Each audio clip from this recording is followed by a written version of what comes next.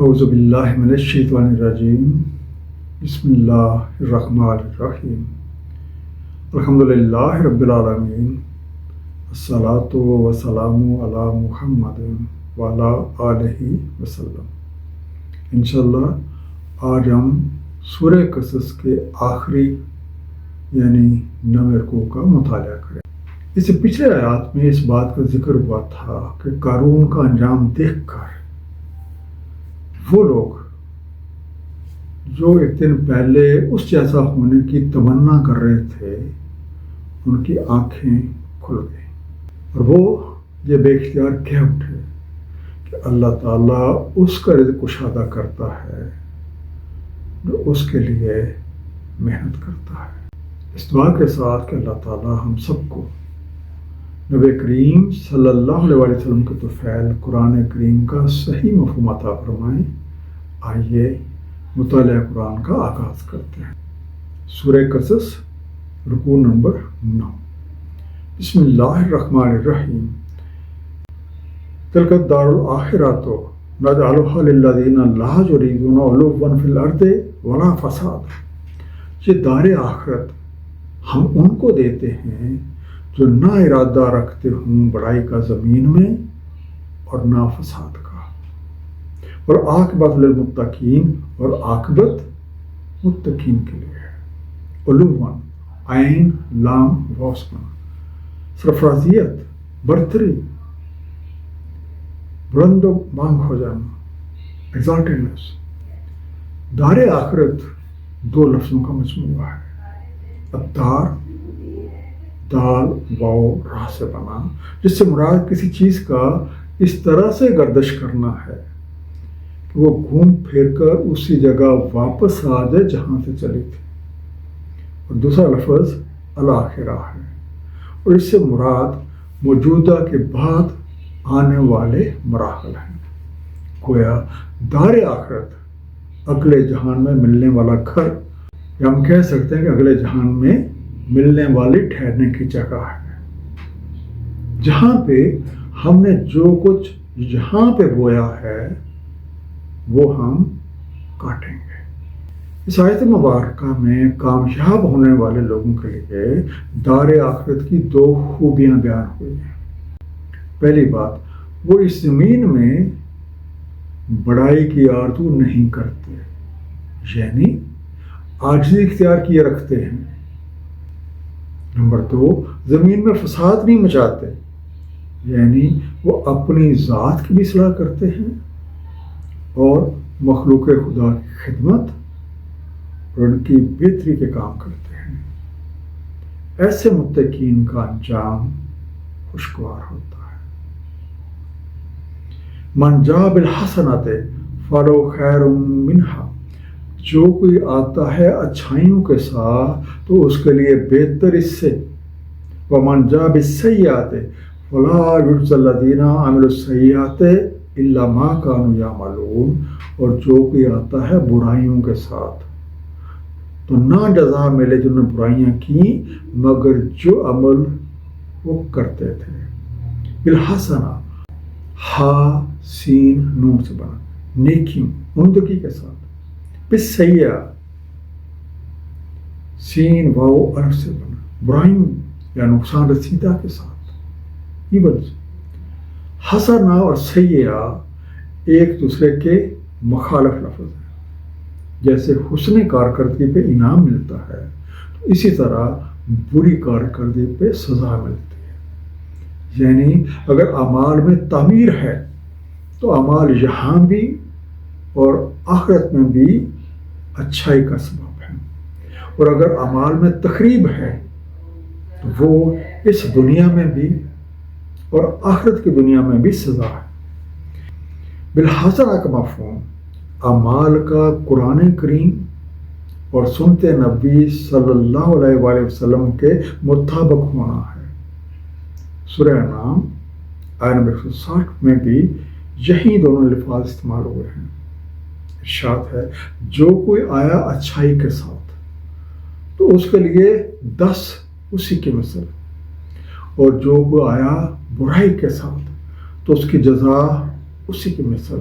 اور وہ ظلم کیے نہیں جاتے۔ ان الذی فرض علیک القرآن لرأدک الی معاد، بے شک جس نے فرض کیا تم پہ قرآن وہ ضرور لوٹائے گا تمہیں معاد کی طرف۔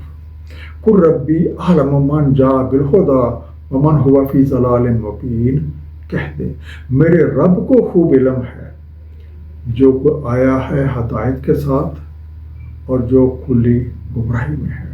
فرض فا را ذات کے ساتھ فرض کیا، اختیار کے لیے نافذ کرنا، معادن عین واو دال سے بنا، جس جگہ کے ہوں وہیں پہ لوٹائے جانا، return to same place where one belongs to. معاد محض کسی ایک جگہ پہ واپس لوٹ آنے کا نام نہیں ہے، یہ قانون کا نام ہے جو ہمارے اس کائنات میں نافذ العمل ہے۔ قرآن کریم میں اللہ تعالیٰ کے فرمودات کو 3 بڑے حصوں میں تقسیم کیا جا سکتا ہے۔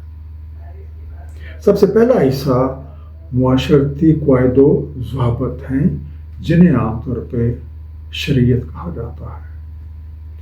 دوسرا حصہ نوع انسانی کی تاریخ یعنی انبیاء کرام کی تعلیمات اور مختلف قوموں کا رد عمل، قوموں کے عروج و زوال کا تذکرہ، کس طرح سے قومیں بنی اور احکامات علیہ سے انکار کی پاداش میں مٹ گئیں۔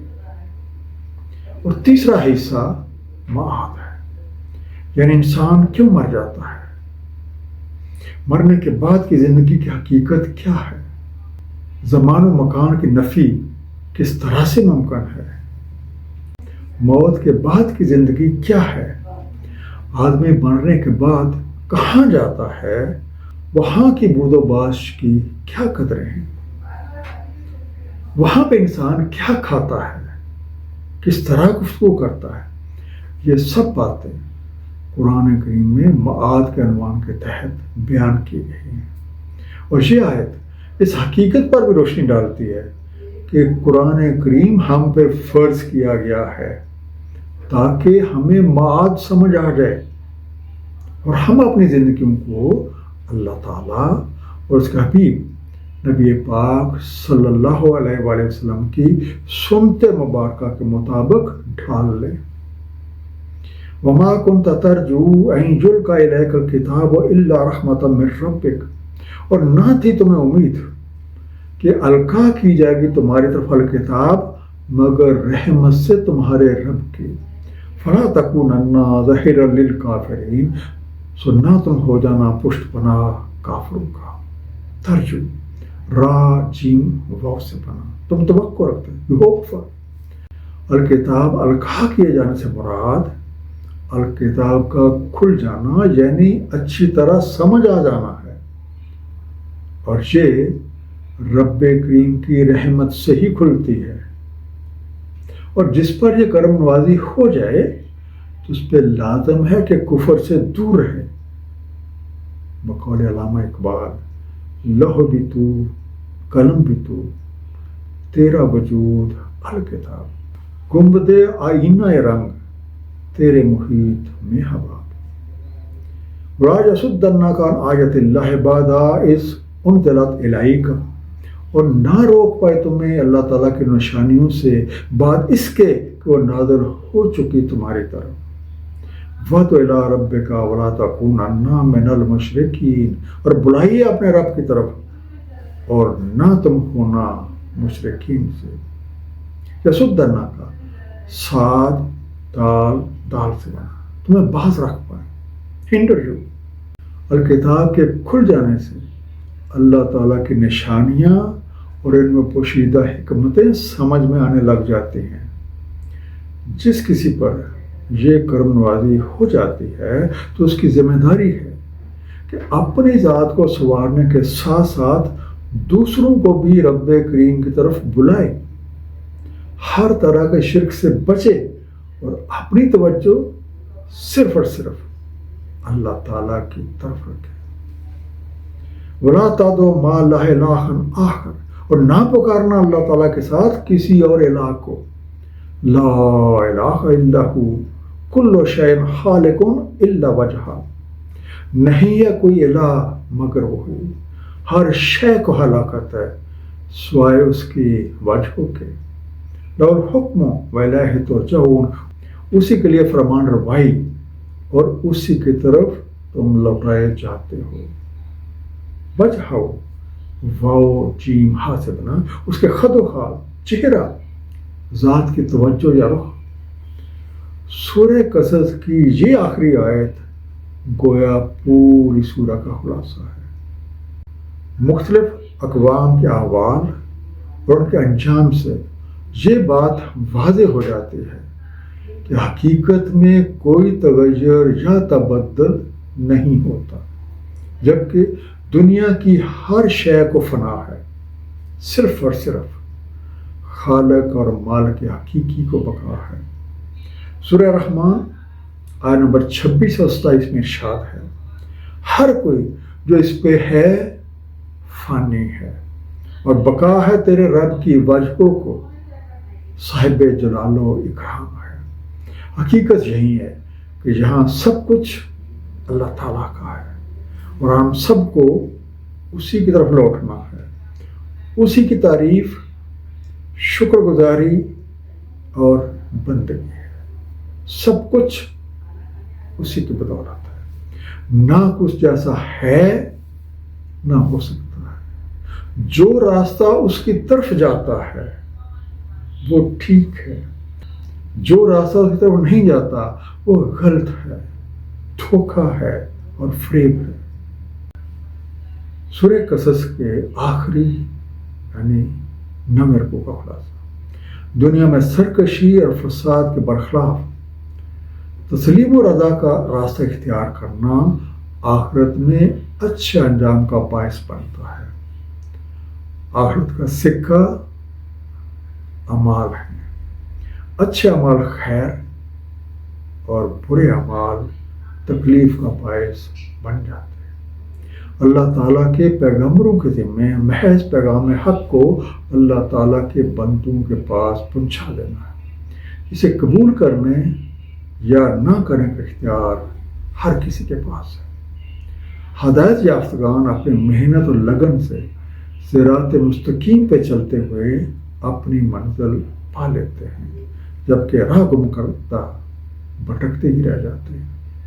تعریف، شکر گزاری، احسان مندی اور بندگی کا حقدار صرف اور صرف اللہ تعالیٰ ہے۔